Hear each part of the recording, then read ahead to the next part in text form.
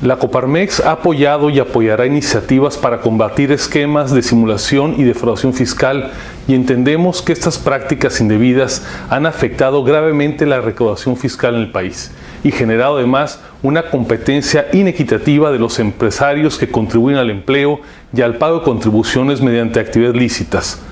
La defraudación fiscal genérica y equiparada, consistente en la omisión total o parcial del pago de alguna contribución o la obtención de un beneficio indebido con perjuicio del fisco federal mediante engaños y aprovechamiento de errores, no puede ser considerada una amenaza a la seguridad nacional, ya que aun y cuando puede afectar de manera considerable la recaudación de contribuciones, no pone en riesgo la estabilidad financiera y económica del Estado mexicano, siendo importante reconocer que en todo caso, el delito que podría poner en riesgo la estabilidad financiera y económica del Estado mexicano sería el delito de operaciones con recursos de procedencia ilícita, operaciones que pudiesen derivar de defraudaciones fiscales, así como de otros delitos susceptibles de tratamiento excepcional. La expedición o enajenación de comprobantes fiscales que amparen operaciones inexistentes, falsas o actos jurídicos similares son conductas tipificadas en el artículo 113 bis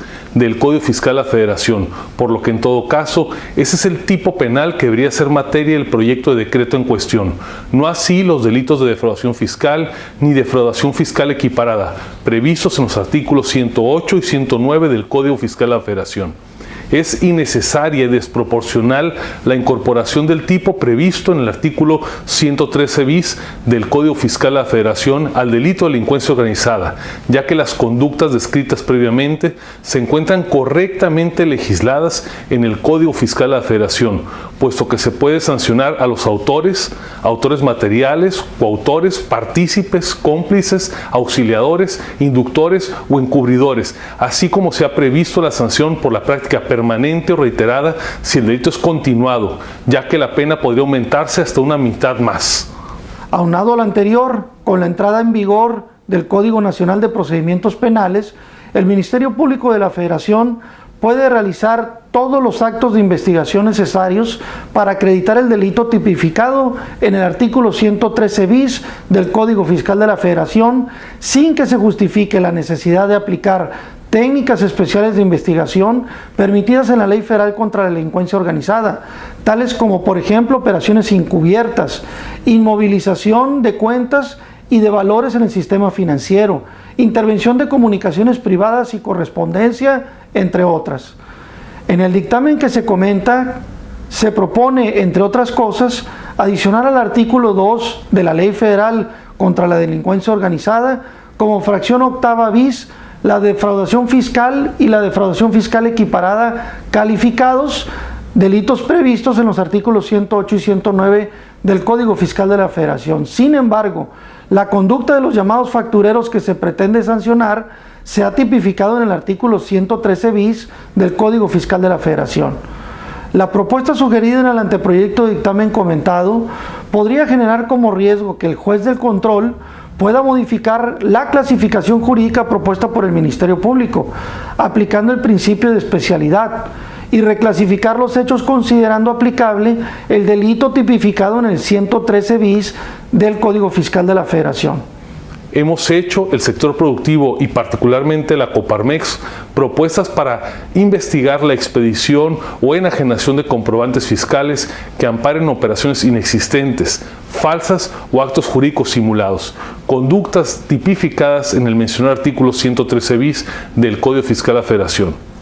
Al respecto, considerando la reforma publicada en el Diario Oficial de la Federación el 16 de mayo pasado, mediante la cual se tipifica como delito la expedición o enajenación de comprobantes fiscales que amparen operaciones inexistentes, falsas o actos jurídicos simulados, se debe de complementar el delito previsto en el artículo 113 bis del Código Fiscal de la Federación, para que la Secretaría de Hacienda y Crédito Público pueda cuantificar la reparación del daño integral al favor del fisco federal, si el daño o perjuicio es cuantificable, por lo que es importante adicionar dicho tipo penal al artículo 92, fracción primera del Código Fiscal de la Federación, de tal forma que la Secretaría de Hacienda tenga la facultad de cuantificar el daño o perjuicio al presentar su querella, ya que aun cuando dichos delitos no son resultado material, se podría cuantificar un daño o perjuicio mediante el crédito fiscal correspondiente y tener derecho a exigir la reparación del daño integral. Por lo anterior, sería conveniente y necesario adicionar el artículo 113 bis del Código Fiscal de la Federación al artículo 92 fracción primera del mismo código,